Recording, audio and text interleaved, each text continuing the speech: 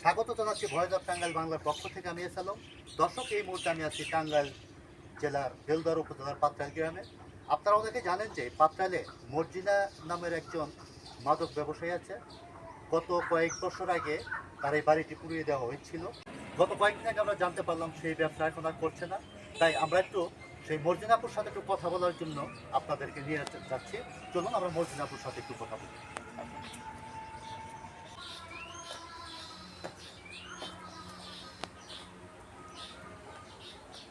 দর্শক, এই সেই মর্জিনাপুর বাড়ি।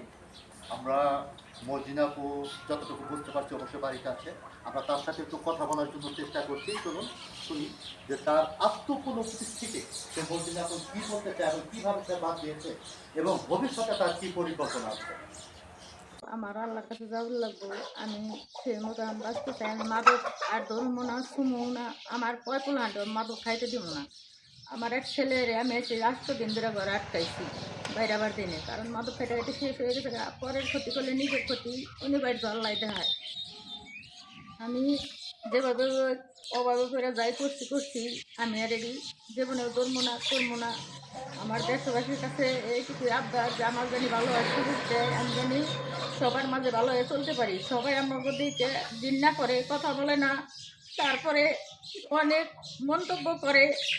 আমি এই পথে থেকে বাঁচবার চাই, আমি আর এই মতো যাবার চাই না।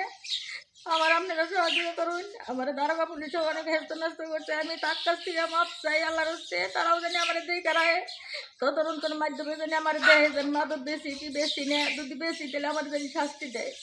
আর আমি এই পথে যাবার চাই না। আমি পয়গুলার নিয়ে ভালো করে বাঁচবার চাইছি। বিয়ে দিচ্ছি, নাতি নিতে হয়েছে, তারপরে পয়গুলার বিয়ে করাইছি। আমার অনেক অনেক কথা কয়, অনেক লাঞ্ছন আছে।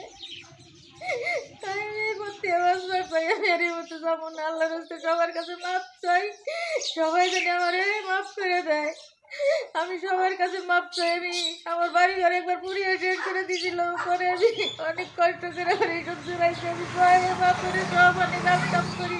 মনে করেন বাগি নিয়ে জায়গা জমিন সম্পূর্ণ আবাদ করি, 20-22টা ছাগল পালি, 50-60টা হাঁস পালি। আমি অনেক কষ্ট করে খাই, অনেক কষ্ট করি, সারাদিনই পরিশ্রম করি। কোনো সময় পরিশ্রম ছাড়া থাকি না, আমি সবসময় পরিশ্রম করি। দেশবাসী আমার যেটা মনে চায় আমার এই বিচারটাই করবো। আমার কাছে আর পাবো না, আমি আর বেচুম না, আমি আর আনুম না। আমি এটাই দেশবাসীর কাছে অনুরোধ, আমি করবো না, আমার সাথে জানি কেউ শত্রুতা করে না, সহযোগিতা করবো। এই যে মনে করেন হানিফের পোলাই বেছে, তারপর হলে জহিরের পোলাই বেছে, তারপর হলে যে মর্জিনা আরেকটা মর্জিনা আছে আটিয়া, হেয়ার পোলাই বেছে, এরা সবাই বেছে, সবাই খালি আমার নাম বেছে বেছে তারপরে বেছে। হ্যাগো যদি ধরতে চান তাহলে হ্যাগো ধরা হারবো, সমস্যা নেই। হের কাছে মালের অভাব নেই, হের কাছে এই নেই আমরা চলছি। জহিরের পোলার কাছ থেকে না আমি চলছি, তারপর হলে যে রশিদের পোলা হানিফের কাছ থেকে না চলছি। আমি অত্যাচার যাবো না, আমি আর আনবো না।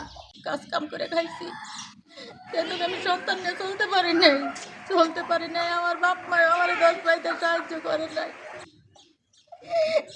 আমার বাপ মা আমার 10 পাইতে সাহায্য করে নাই। এবারে আমার বাবাই খাইতো, আমি এই টিটু নিয়ে এই পথে ভুল পথে পাড়া দিছি, নাহলে আমি জীবনে ভুল পথে পাড়া দিতাম না। অনেক অভাবের কারণে আমি ভুল পথে আসছিলাম, আমার জীবন ধ্বংস করে ফেলাইছি। কত করতে জেলখানায় গেছি, কত কিছু হয়েছে, আমি আর এই মতো থাকতে চাই না। আচ্ছা মর্জিনা আপু, আমরা যতটুকু দেখেছি, বিশেষ করে কিছুদিন আগে বা কয়েক বছর আগে যখন এলাকার সাধারণ মানুষ কোনো একটা ক্ষোভের কারণে হোক, যে কোনো কারণে হোক, ভুল বোঝাবুঝির কারণে হোক, আপনার বাড়িটা পুড়িয়ে দিয়েছিল, ওই সময় আমরা যতটুকু নিউজ দেখেছি, সারা বাংলাদেশে অনেকগুলো চ্যানেলও নিউজ করেছিল যে আপনি মোটামুটি দক্ষিণ টাঙ্গাইলের মধ্যে সবাই এই নামে পরিচিত ছিলেন যে মাদক সাম্রাজ্যী মর্জিনা। তো এই যে যখন এইগুলা নিউজ হইতো তখন কি আপনার কাছে খারাপ লাগতো না? খারাপ লাগছে। তখন তো আমি বাড়িতে ছিলাম না, তখন তো আমি জেলখানায় ছিলাম। আচ্ছা, যখন তো আমার বাড়িটা পুড়িয়ে দিছে তখন আমি জেলখানায় ছিলাম, তখন আমি বাড়িতে ছিলাম না। ভুল পথে থাকতে চান না, ঠিক আছে, কিন্তু এই যে এই মাদকটা বিক্রি, এটা আপনি কতদিন যাবত বাদ দিয়েছেন? বাদ দিছি 3-4 মাস হয়েছে।